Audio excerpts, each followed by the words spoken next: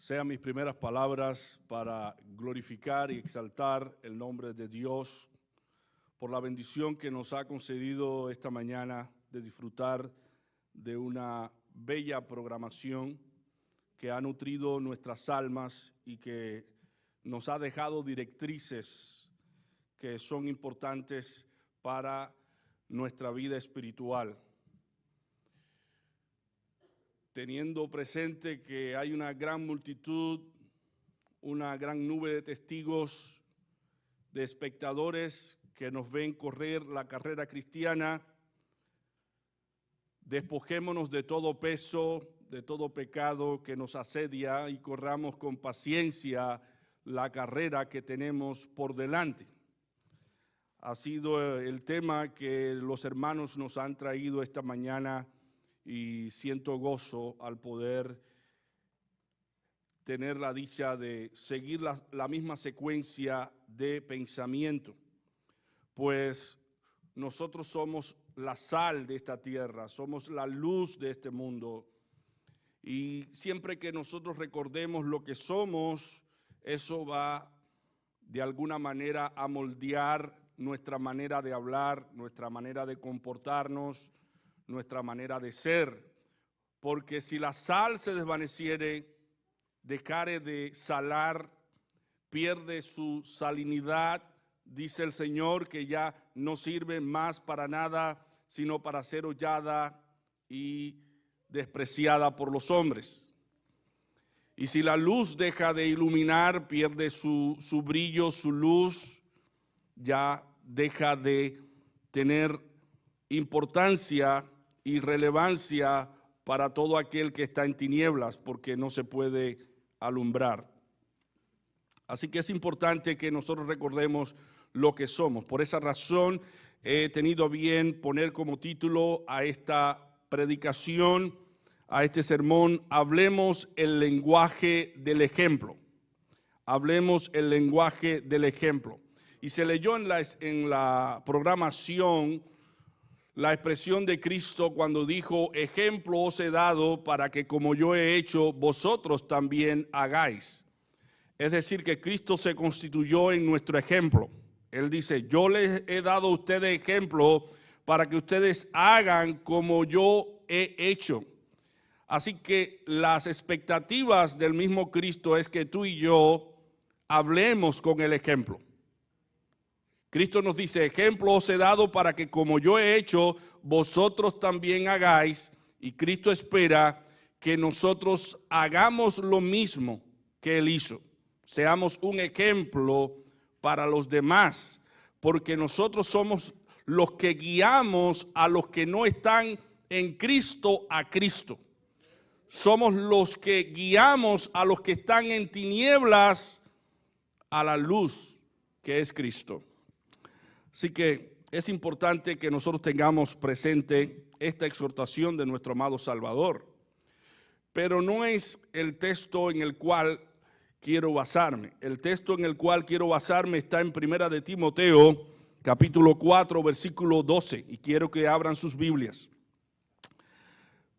Timoteo, capítulo 4, versículo 12. Dice la Escritura: ninguno tenga en poco tu juventud, sino sé ejemplo de los creyentes en palabra, conducta, amor, espíritu, fe y pureza.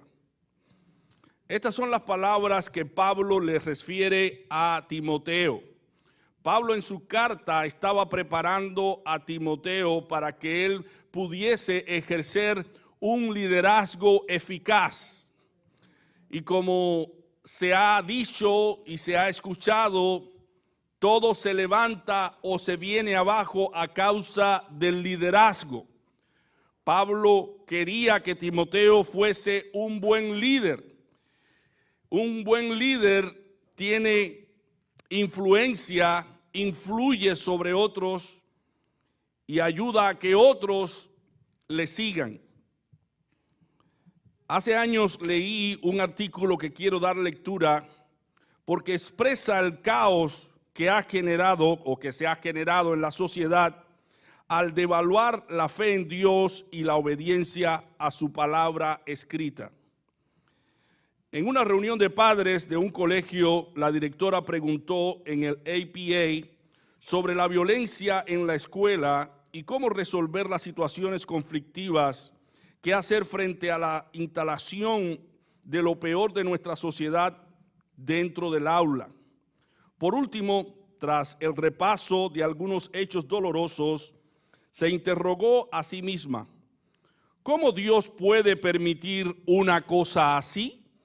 De hecho, hermanos, eso es lo que viene a la mente de la mayoría de las personas, porque le echan la culpa a Dios de todo lo que pasa y de todo lo que sucede. Si hay sufrimiento, si hay dolor en el mundo, la culpa es de Dios. Y esta persona se estaba preguntando, ¿dónde está Dios cuando suceden estas cosas? Un padre que estaba en el lugar respondió: al igual que nosotros, creo que Dios está profundamente triste por estos hechos. Pero durante años hemos estado diciéndole a Dios que se vaya de nuestras escuelas, que se vaya de nuestro gobierno, de los medios de comunicación, de nuestras universidades, de la política, de los hospitales, que se vaya de todos los lados. En definitiva, lo echamos de nuestras vidas.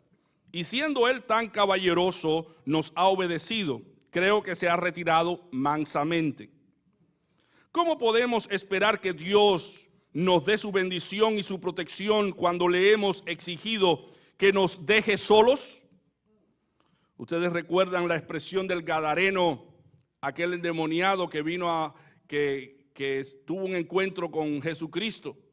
Y cuando Jesucristo viene a él, le dice: ¿qué tienes conmigo, Hijo de Dios? ¿Para qué has venido? ¿Has venido para perturbarme? ¿Has venido para echarme a perder el día prácticamente?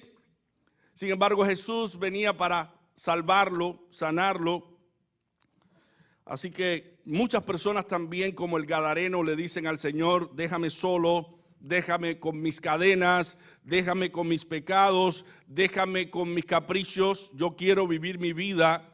Y la vida que están viviendo es una vida que les está destruyendo. Bueno, se hizo un gran silencio en la reunión y este padre siguió entonces argumentando a la luz de los hechos. Por ejemplo, en las aulas existen ataques de chicos armados que matan a sus profesores, existen suicidios provocados por el bullying, acoso, violencia, racismo y ataques sexuales, etc. Todo comenzó cuando una autoridad de la consejería se quejó porque no quería que se orara en las escuelas y dijimos que eso estaba bien. Luego alguien dijo que mejor se suprimiese la clase de religión en las escuelas sin considerar que la Biblia aporta beneficio al género humano cuando dice: no matarás, no robarás, amarás a tu prójimo como a ti mismo, etc. Y dijimos que la suspensión de la religión pública está bien. Luego unos psicólogos dijeron que no debíamos poner límites a nuestros hijos cuando transgreden las normas, porque sus personalidades pueden frustrarse y podríamos estropear su autoestima, y también dijimos que eso estaba bien. Después alguien dijo que no deberíamos reprender a nuestros hijos cuando transgreden las normas de convivencia, y dijimos que eso estaba bien. Luego alguien dijo que dejemos a nuestras hijas que aborten si quieren, y dijimos que eso estaba bien. Más tarde algunos directores de colegios dijeron que los muchachos siempre van a ser muchachos y de todos modos lo van a hacer. Démosles todos los preservativos que quieran para que puedan divertirse y así ahorramos en abortos y de paso prevenimos el SIDA y las enfermedades venéreas, y dijimos que eso estaba bien. Luego algunos de los principales funcionarios públicos dijeron que no importaba lo que se hiciese en privado si cumplimos con nuestro trabajo público. Después alguien dijo: demos libertad absoluta a la pornografía y neguemos la idea de que ella es una afrenta a la dignidad humana, en especial para la mujer, y dijimos que eso estaba bien. Luego la industria del espectáculo dijo: hagamos espectáculos reales, por televisión y películas que promuevan la pornografía, la infidelidad, el hedonismo sin límite, la violencia, la egolatría, el sexo con paradigmas de una sociedad sin valores, donde todo es cuestionable, desde la vida de un inocente hasta el derecho a la privacidad, donde la cámara oculta tiene el poder de dirimir sobre la fama y honra de un indefenso ciudadano. Y dijimos que eso no era más que diversión y no tendría efectos negativos y que de todos modos nadie lo tomaría en serio. Así que adelante. Ahora nos preguntamos por qué nuestros hijos no tienen parámetros para distinguir entre el bien y el mal. Si lo pensamos despacio encontraremos la respuesta. Creo que tiene mucho que ver con aquello que sembramos. Socialmente estamos cosechando lo que hemos sembrado. Es curioso cómo la gente simplemente manda a Dios fuera de la historia y luego se pregunta por qué el mundo está en proceso de destrucción. Al final todos expresamos su acuerdo al que había pronunciado estas palabras. Todos se lamentaron de lo que estaba ocurriendo, se acabó la sesión y alguien apuntó: ¿por qué no empezamos por ser mejores cristianos cada uno de nosotros para invitar a Dios a entrar en nuestras casas, en cada una de las habitaciones, sacando y echando fuera lo que no es compatible con Él? Aquí termina la cita. Creo que esto es lo mismo que Pablo quiere lograr en la vida de Timoteo cuando le dice: ninguno tenga en poco tu juventud, sino sé ejemplo de los fieles, en palabra, en conducta, en amor, en fe, en pureza. Así que aquí vamos a ver claramente que la intención de Pablo para con Timoteo es que Timoteo sacara de su vida todo lo que era para él una incongruencia. Saca de tu casa aquello que no sea compatible con tu profesión cristiana, Timoteo. Timoteo, no importa cuánto tú prediques, cuánto tú enseñes, cuánta obra de caridad tú hagas en el evangelio, si no vives lo que predicas, no vale de nada lo que tú enseñes. Por tanto, sé un ejemplo entre los creyentes en palabra, en conducta, en amor, en espíritu, en fe y pureza. Como dijera uno de los teólogos de hace siglos atrás, las alabanzas divinas no son solo con la voz, debes acompañarlas con la voz de las obras. Si cantas solo con la voz, por fuera tendrás que callar. Canta con la vida para no callar jamás. En la medida en que tú y yo vivamos lo que predicamos, en esa misma medida seremos una fuerza moral y un ejemplo para otros. Si no lo hacemos de esa manera, tarde o temprano tendremos que callar cuando los demás descubran que no somos lo que dijimos que éramos. Dios no puede ser burlado, hermanos. Todo lo que el hombre sembrare, eso también segará. Cuando la gente se da cuenta que somos solamente un sonido de voz, un espectáculo, la gente no nos sigue, nos deja solos. Por eso Pablo trata de hacerle saber a Timoteo esta realidad, esta verdad. Timoteo, tu voz debe ser proclamada, debe ser escuchada con las obras de tu ejemplo. Debe aplicar, Timoteo, todo lo que yo te he dicho que debes aplicar a tu vida. Sé ejemplo de los fieles. Ninguno tenga en poco tu juventud, le dice Pablo en 1 Timoteo 4:12. Sino sé ejemplo de los creyentes en palabra, conducta, amor, espíritu, fe y pureza. ¿Cuál es entonces el propósito de este sermón, de esta enseñanza en el día de hoy? El propósito consiste en enseñarnos y animarnos a hablar el lenguaje del ejemplo, porque ese es el que vale. De ahí el título del sermón en el día de hoy: hablemos el lenguaje del ejemplo. El propósito es que tú y yo El propósito de Dios, el propósito de Pablo, es que tú y yo a partir de este momento pensemos que si queremos modelar la vida de otros, si queremos ayudar a otros, no debemos conformarnos solamente en hablar, debemos ser un ejemplo, un modelo para ellos. Hablas muy lindo cuando estás en público, cuando estás en el púlpito, pero cuando te bajas de él, cuando estás solo con tu familia, cuando estás en tu cámara secreta, ¿qué es lo que eres? Porque lo que eres en secreto en verdad es lo que tú eres en verdad. Cuando estás con tus hermanos en la iglesia es fácil tener una compostura cristiana, pero cuando estás en el hogar, ¿qué eres en verdad? ¿Cómo te comportas? ¿Te sigues comportando como te comportas en la iglesia cuando estás frente a tus hermanos? ¿Qué eres en el trabajo? ¿Qué eres en la escuela? ¿Qué eres en el hogar? ¿Qué eres en las relaciones interpersonales con tus hermanos dentro de la iglesia? Frente a un forastero, a un necesitado, ¿qué eres? Frente a aquel que está sufriendo, ¿qué eres? Aquel que está padeciendo. Frente a aquel que te ha injuriado, ¿cómo tú te comportas?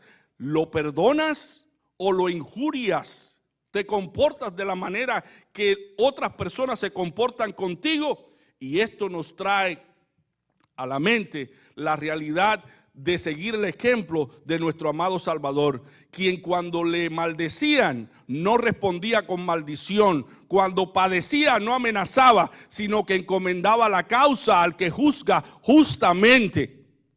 Por eso Él nos dice, ejemplo os he dado para que como yo he hecho, vosotros también hagáis. El ejemplo vale más que 1000 palabras.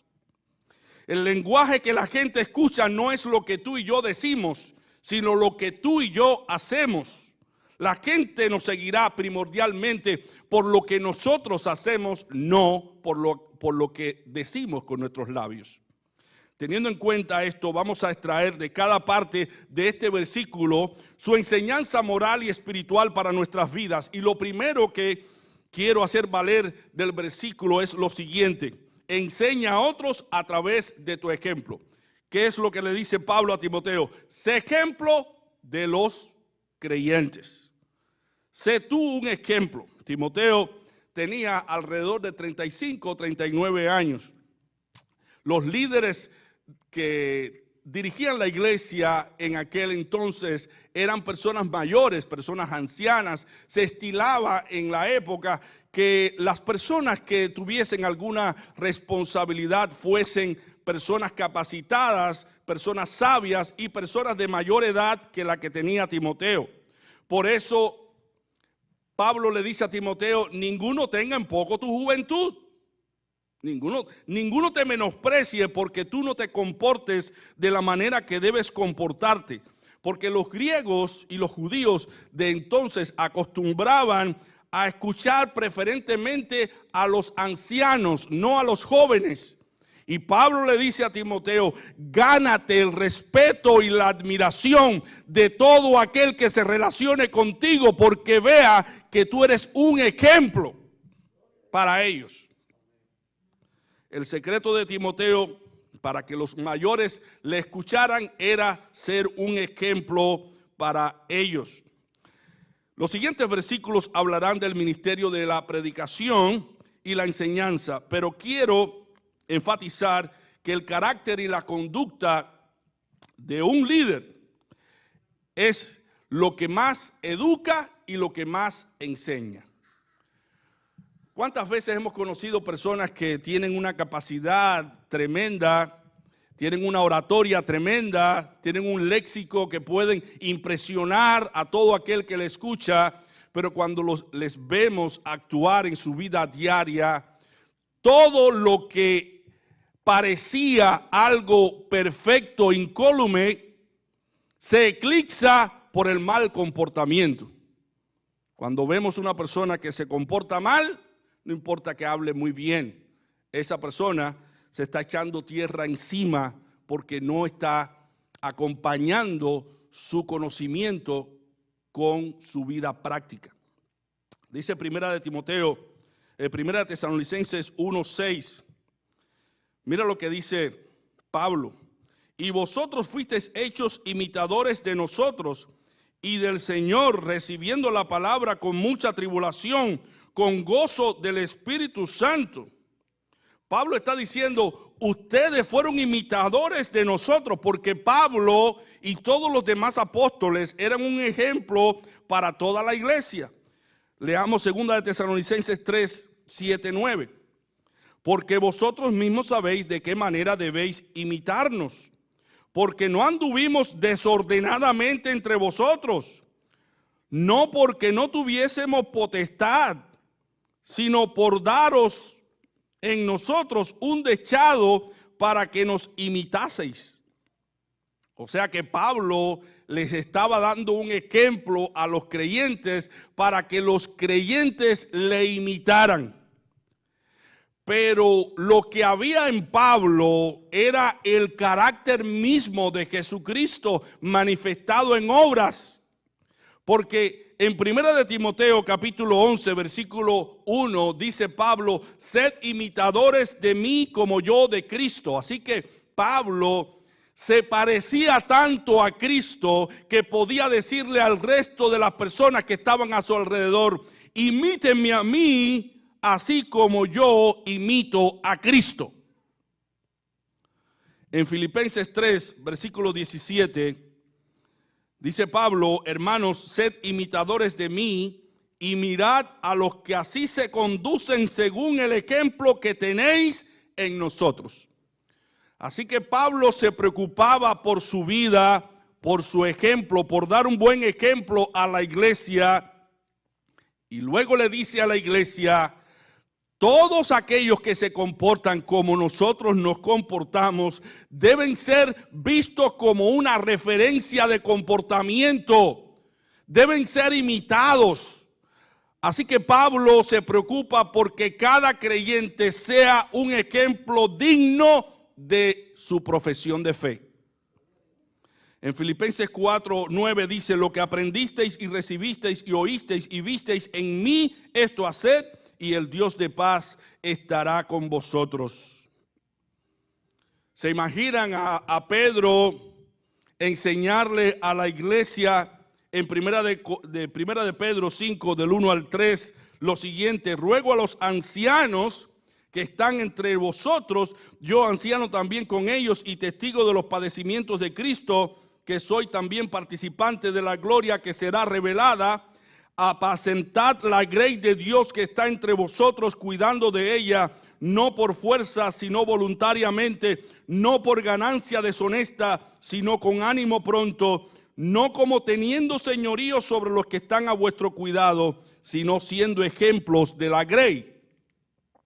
Es algo que Pedro le dice a los pastores, sean un ejemplo de la iglesia. El que predica, el que enseña, el que doctrina, tiene el deber de practicar lo que predica, lo que enseña y lo que hace, lo que revela la verdad del evangelio. Una familia, hay una frase que usamos mucho en las consejerías matrimoniales que dice, una familia ordenada y disciplinada influye más a favor del evangelio que todos los sermones que se puedan predicar. Así que, padres, si queremos que nuestros hijos nos respeten y valoren lo que nosotros les enseñamos, tenemos que acompañar nuestra enseñanza con nuestro ejemplo, con nuestra vida. La responsabilidad de enseñar con nuestra vida concuerda con el propósito de Dios, que es ser conformados a la imagen de Cristo. Dios quiere que tú y yo nos parezcamos cada vez más a Cristo Jesús, que seamos la réplica de Cristo Jesús. Dice la Escritura, porque a los que antes conoció, también los predestinó para que fuesen hechos conforme a la imagen de su Hijo, para que Él sea el primogénito entre muchos hermanos. Lo importante de nuestra vida es que las personas puedan ver en realidad en nosotros el carácter de Cristo. Que todo lo que no se parezca a Cristo en tu carácter y en mi carácter, quede atrás, que nosotros nos despojemos de todo aquello que en nosotros no se parece a Cristo, porque realmente Dios nos trajo a la luz y nos trajo a conversión para que tú y yo cada vez más nos parezcamos a Cristo Jesús. En Gálatas 4:19 dice: hijitos míos, por quienes vuelvo a sufrir dolores de parto hasta que Cristo sea formado en vosotros. Pablo sufría al ver a los creyentes que no reflejaban a Cristo, y Pablo sufría como dolores de parto. Mire que el dolor de parto es algo terrible, es algo fuerte, aunque nosotros los hombres solamente contemplamos a la esposa sufrir dolores cuando está encinta, pero nos imaginamos que es un dolor casi insoportable. Bueno, Pablo sufría ese dolor casi insoportable por los creyentes cuando veía en los creyentes formas que no se parecían a las formas de Cristo. Hablando mal, enojándose, en enemistad, en pleitos, en disensiones, en las obras de la carne. Cuando Pablo veía eso, Pablo sufría dolores de parto. Solo en la medida, hermanos, que el creyente sea moldeado a la imagen de Cristo, puede anunciar con su vida las virtudes de Dios.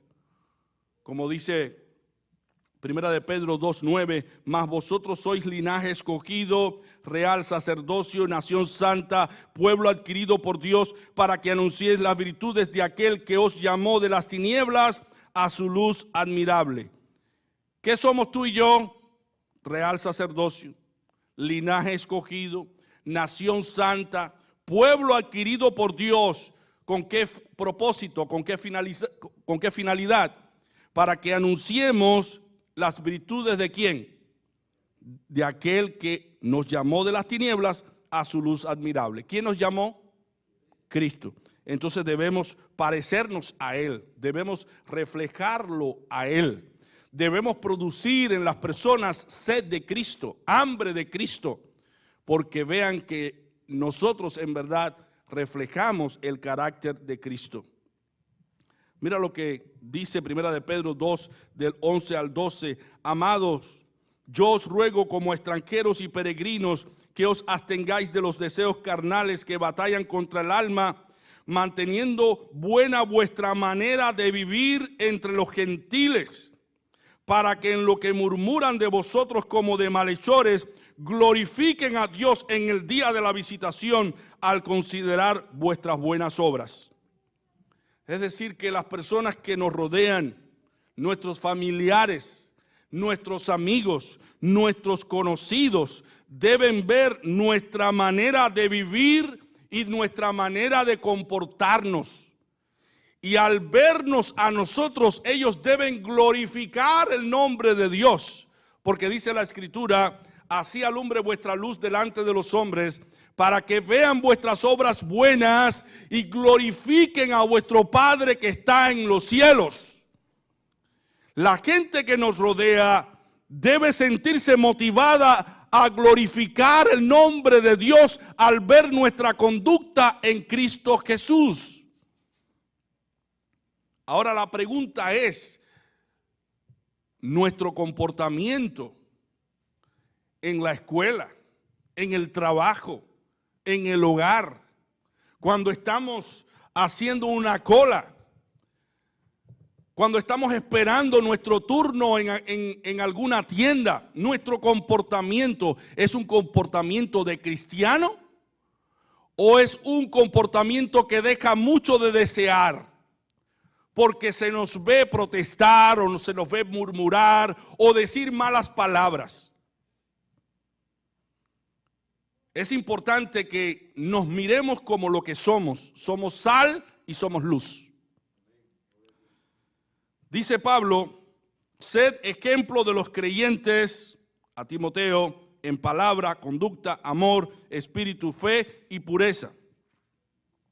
Y dice Pedro que nosotros no debemos tener señorío sobre otros, sino que debemos dirigirlos siendo ejemplos para ellos. Ahora, ¿en qué debemos ser ejemplos? Es la pregunta. Y aquí pasamos a nuestro primer encabezado, en palabra. Debemos ser ejemplos en palabra.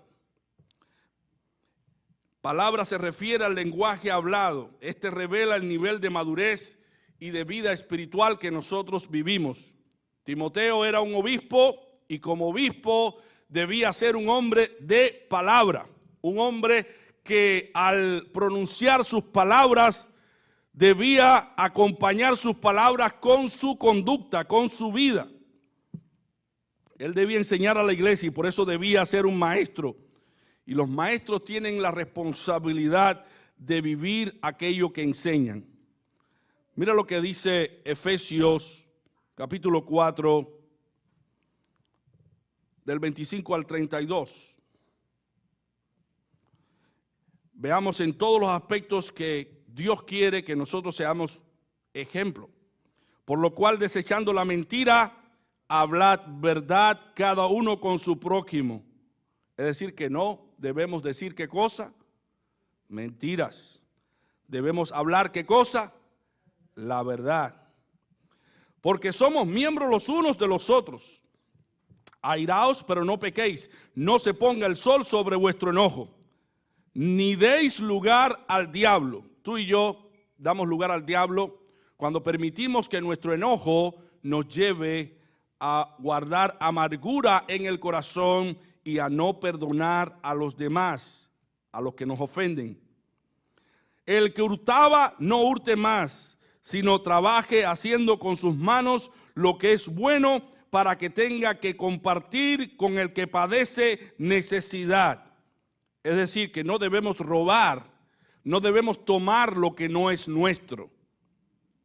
Es importante que nosotros tengamos esto presente, pero no se incluye aquí tan solamente robar algo físico. También cuando tú le robas el buen testimonio y la buena reputación a alguien, tú estás robando.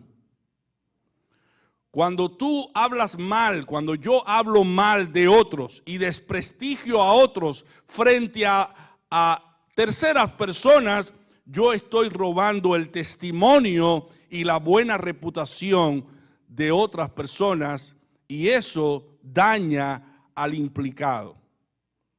¿Cuántas veces una persona piensa que va a tener una buena entrevista y va a salir bien de la entrevista, pero se encuentra que una persona dio una mala referencia de él o de ella?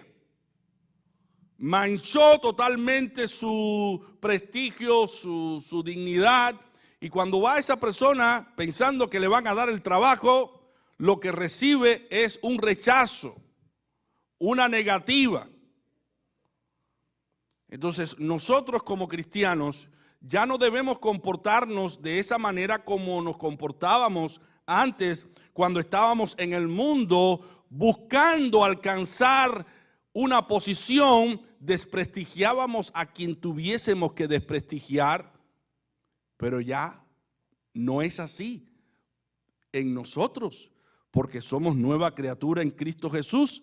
Las cosas viejas pasaron y aquí todas son hechas nuevas. Versículo 29. Ninguna palabra corrompida salga de vuestra boca, sino la que sea buena para la necesaria edificación, a fin de dar gracias a los oyentes. Esto incluye malas palabras, pero también incluye palabras ofensivas, palabras hirientes.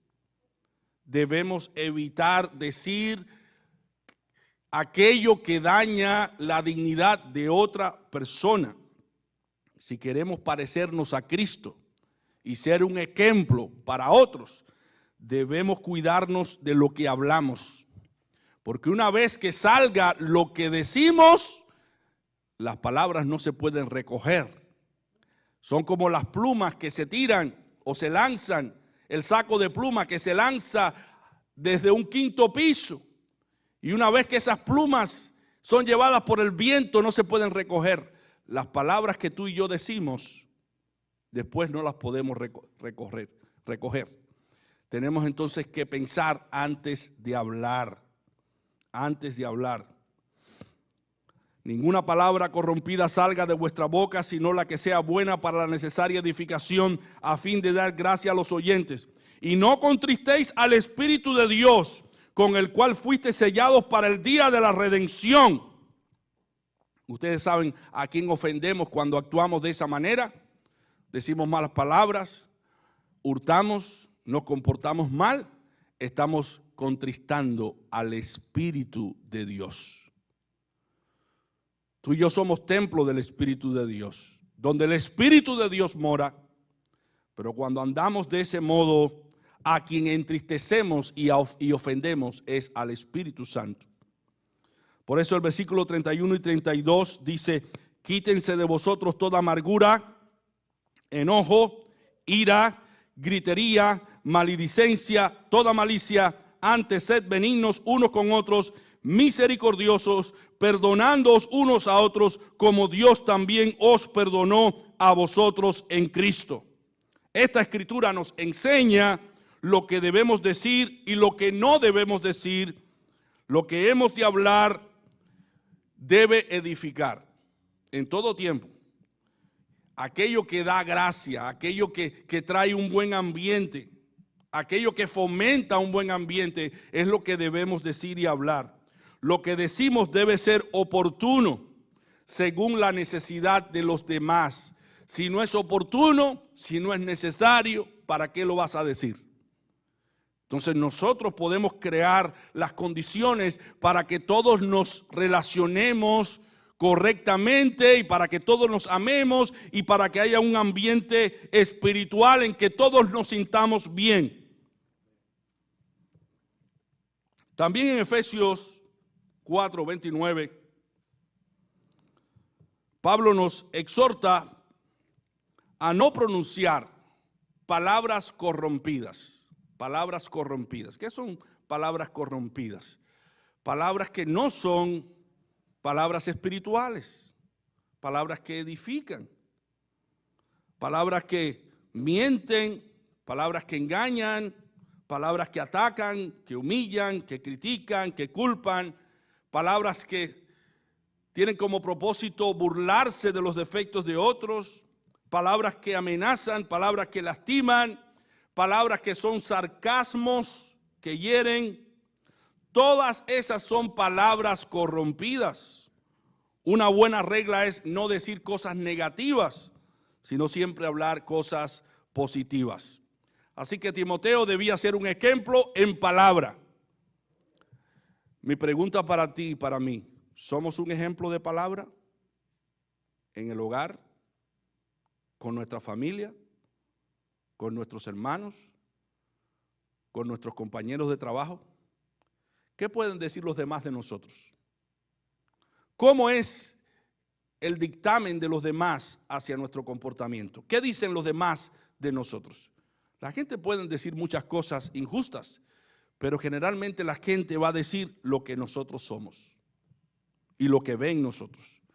Así que lo próximo que Pablo quería para Timoteo era que Timoteo no solamente fuera un testimonio en palabra, sino también en conducta. Sé ejemplo en conducta.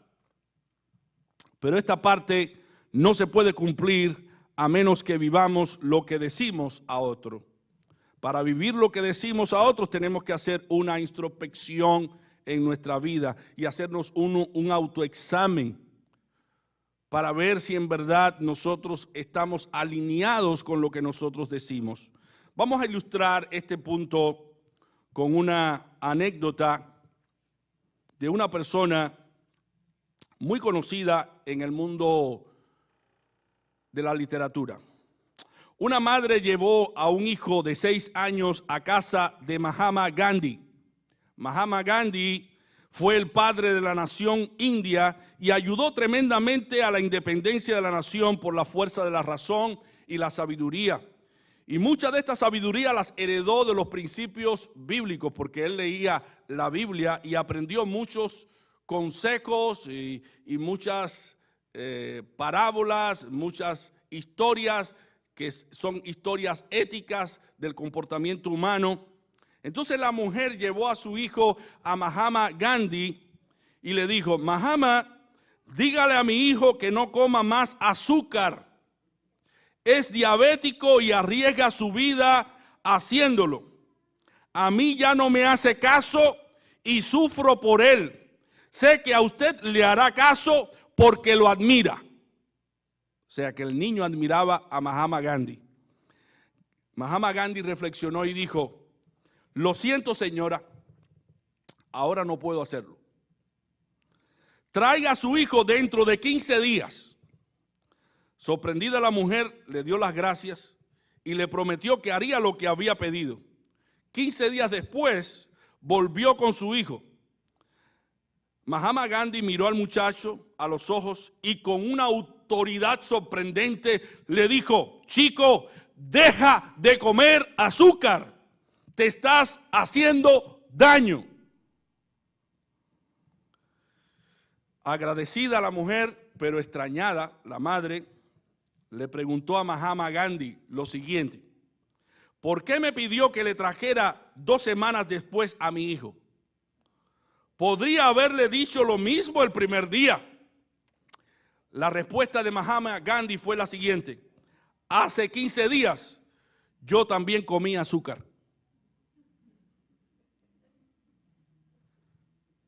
Yo no le podía decir al muchacho que no comiera azúcar porque yo estaba comiendo azúcar cuando tú me trajiste al muchacho.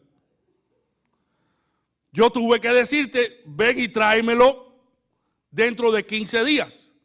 Entonces yo me propuse no comer más azúcar para poderle decir al muchacho: muchacho, no debes comer más azúcar. Hermanos, nosotros debiéramos ser como Mahatma Gandhi en ese sentido.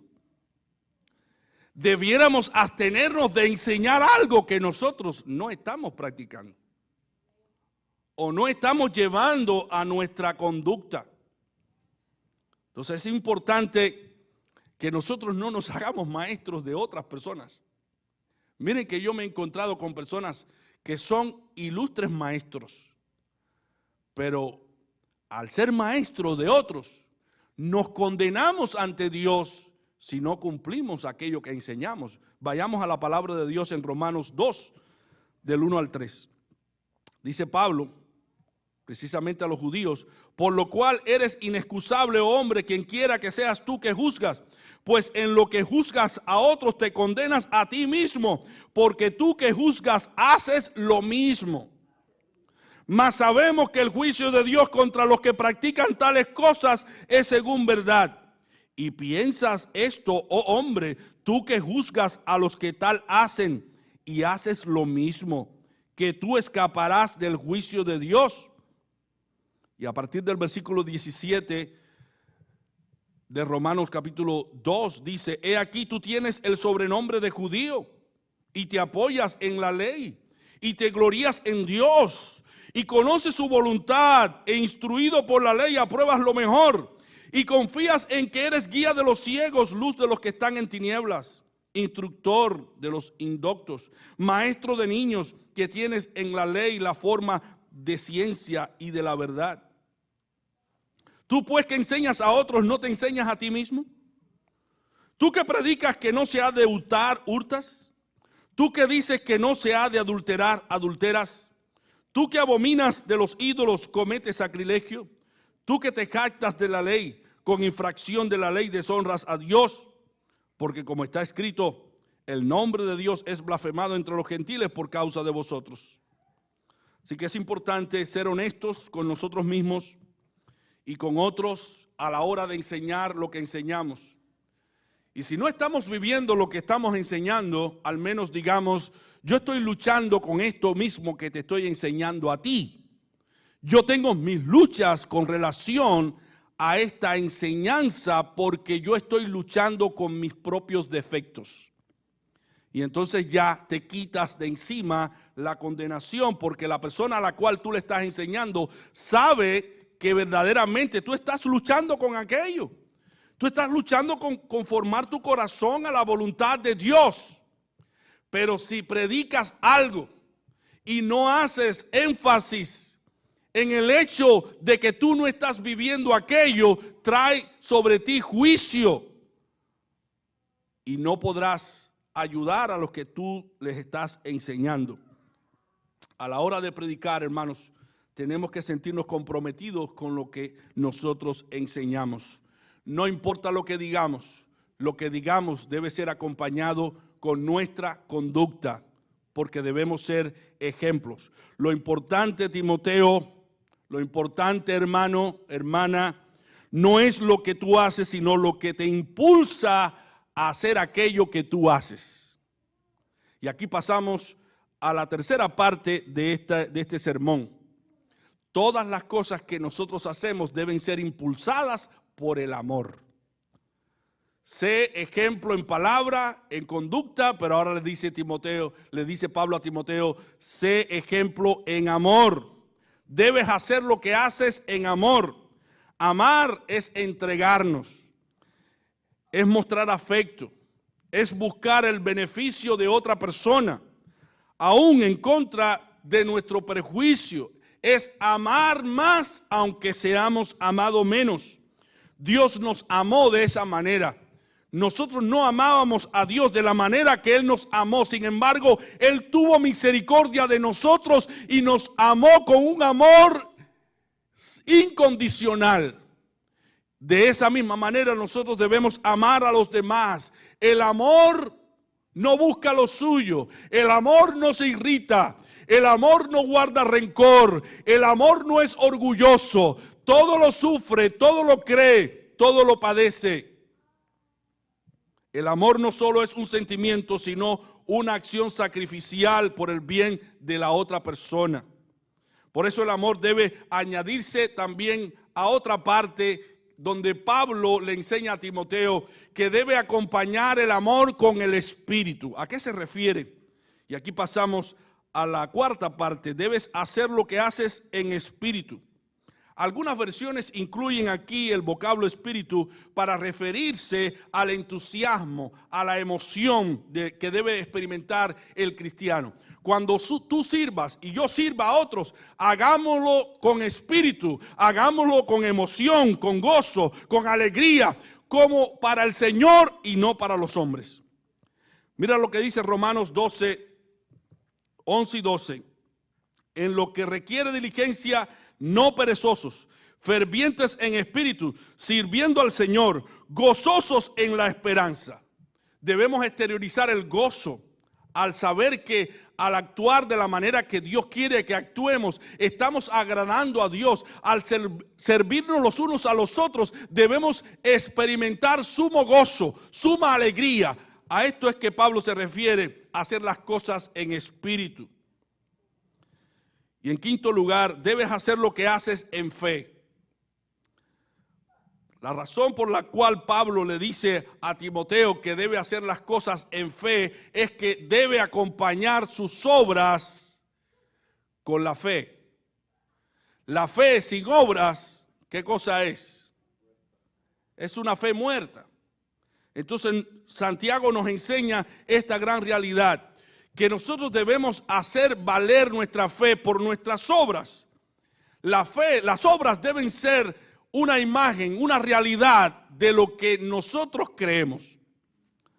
Entonces necesitamos fe. Este tipo de fe, una fe acompañada de obras. Si diezmamos, si ofrendamos, si hacemos la obra de Dios, si ayudamos al necesitado, si nos ponemos en el lugar del otro y lo socorremos, nosotros estamos evidenciando nuestra fe por nuestras obras. Dice la palabra que el que da al pobre a Jehová presta. Cuando tú y yo hacemos algo en fe, sabemos que Dios nos va a recompensar por lo que nosotros hacemos. Así que es importante que nosotros tengamos presente que debemos hacer todo lo que hacemos en fe. Todo pecador debe recibir de parte de nosotros el mensaje de salvación a través de nuestra conducta cristiana. Y si todo pecador que está a nuestro alrededor ve que nosotros somos hombres de fe por nuestras obras, ellos seguirán nuestro ejemplo. porque es la fe, ese tipo de fe, la que transforma y la que regenera. Necesitamos entonces más fe. ¿Y cómo yo puedo adquirir más fe? Leyendo la palabra de Dios. Porque la fe no viene de otra manera, viene por el oír y el oír de la palabra de Dios. Aumenta tu fe, hermano. Aumenta tu fe. Mira sobre todas las cosas que lo que tú haces es una manifestación de tu fe. Lo que tú dices es una manifestación de tu fe. La manera en que te comportas es una revelación de tu fe. Ahora, la fe no puede sostenerse sola si no la acompañamos de lo que dice Pablo de la pureza. ¿Cuál es el otro ingrediente que dice Pablo? La pureza. Timoteo debía saber que ser un ejemplo de pureza guiaría a los demás a Cristo. La pureza involucra nuestra mente, nuestros pensamientos, nuestra voluntad. La pureza tiene que ver con lo que nosotros sentimos, con lo que nosotros acariciamos en el corazón. Si nosotros acariciamos las cosas buenas, las cosas agradables a los ojos de Dios, estamos cultivando lo que es la pureza. Si nosotros acariciamos las obras de la carne, los deseos del mundo, los deleites de esta vida, los acariciamos en nuestro corazón, nosotros estamos cultivando y cosechando la impureza. Entonces, para cultivar la pureza, ¿qué es lo que debemos hacer? Bueno, debemos proponernos ver cosas buenas, debemos proponernos escuchar cosas buenas y debemos proponernos llevar a nuestro corazón aquellos buenos sentimientos que agradan a Dios. A partir de este momento, reflexiona, mi hermano, en la perspectiva que Dios quiere que tú reflexiones. Dios quiere que tú te mires en el espejo de la Escritura y tú a partir de este momento te propongas andar en pureza, porque dice la Escritura: bienaventurados los de limpio corazón, porque ellos verán a Dios. Si no hay pureza en tu corazón y en mi corazón, ¿qué es lo que debemos hacer? Debemos pedirle al Señor: Señor, purifica mi corazón, limpia mi corazón, cambia mi corazón, porque yo quiero parecerme cada vez más a tu Hijo Jesucristo. Regenérame, santifícame, purifícame. Dios es el único que puede hacer esa obra. Hay dos ingredientes que son importantes, dos medios que son importantes. Uno es la fe y el otro es la palabra de Dios. La fe depositada en Cristo Jesús y la palabra de Dios, para que esa palabra, al ser escuchada, al ser meditada, nos vaya limpiando de toda impureza y de toda maldad.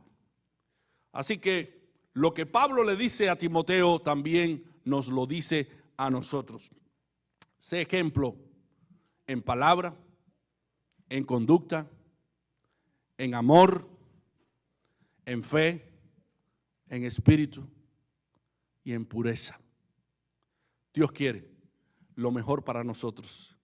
Abramos nuestro corazón y digámosle al Señor: Señor, yo sé que me faltan muchas cosas por lograr, pero todo lo puedo en Cristo que me fortalece. Yo sé que soy un pecador y no merezco tu gracia, pero me refugio en la sangre preciosa de tu Hijo Jesucristo. Yo sé que en estos momentos no tengo fuerzas para poder luchar contra el pecado de mi corazón, pero dice tu palabra que tú das fuerza al cansado y multiplica las fuerzas al que no tiene ningunas.